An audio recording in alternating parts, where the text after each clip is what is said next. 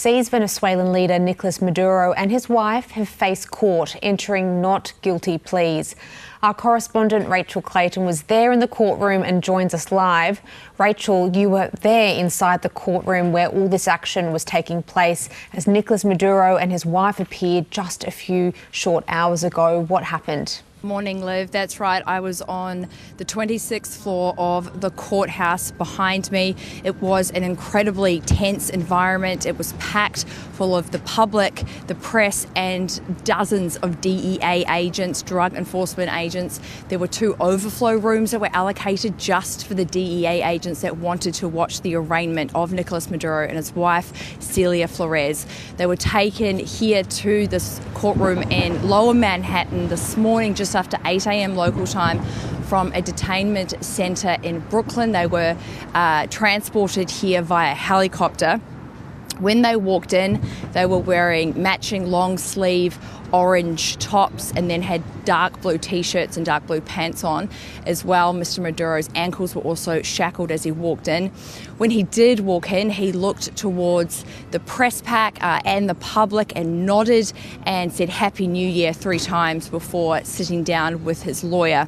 His hair was combed back quite neatly, and Cilia Flores had her blonde hair pulled into a tight low bun. She also had a bruise on the right side of her eye and a large welt on her forehead that her defence lawyers said was the result of being captured by the US in Caracas a few days ago. When he was asked to introduce himself, Mr. Maduro said in Spanish, "I am Nicolas Maduro. I am the President of the Republic of Venezuela. I am here kidnapped since January 3rd. I was captured at my home in Caracas, Venezuela." And he tried to go on and say more, but the judge cut him off and said that the court will evaluate the legal sufficiency of what was done at a later date, alluding there to the legal sufficiency of the United States capturing Nicolas Maduro and his wife. They've been charged on 4 counts, including conspiracy to import cocaine and possession of machine guns. When it came time to plea, Mr. Maduro told the court, "I am innocent, I am not guilty of anything that is mentioned here," and he was referring to the 25-page indictment that lays out all the charges against both of them. The defence then asked for a few things, but one of the main ones was medical checks. They asked for Mr. Maduro to have a medical check with a doctor, and they asked if Cilia Flores could have an X-ray, saying that she may have broken a rib during her capture by the United States military. Just as everything was starting to wrap up, it was very quick, about 30 minutes, a man in the public gallery yelled at Mr. Maduro in Spanish. He said that Mr. Maduro would pay for what he had done with the lives of all Venezuelans. It was an incredibly intense moment because you are not allowed to speak in this courtroom. You can't whisper to anyone. You're not allowed to stand up. You're not even allowed to sort of stand up just a little bit to crane your neck to see the defendants. He was quickly ushered out of that room, but before that happened, Mr. Maduro turned to him and gave him a thumbs up and said, "I am a man of God and I am a prisoner of war."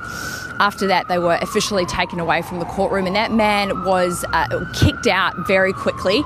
He spoke to the media outside court and said that he used to live in Venezuela some years ago and was imprisoned for 4 years. And he now lives in Florida.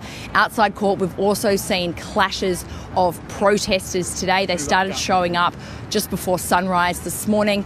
There are protesters here demanding that the United States leave Latin America. And there are also people here celebrating the capture of Mr. Maduro. And we have seen some clashes of those 2 groups. We spoke to some of those protesters today. Take a listen to what they had to say. We are all Venezuelans, and I think all the people that trust in democracy and the freedom, we're celebrating the freedom of our country. We are tired of suffering. We are just tired of starving. It's hurting our country, right? So we just want freedom for our country. We just want our people to be happy, we want our people to have electricity, we want our people to have Wi-Fi, to just be rich from the oil that we have. America has no jurisdiction to walk into another country, bomb Caracas, and abduct a leader. Charges to me are sort of just a justification for what is essentially an extrajudicial kidnapping.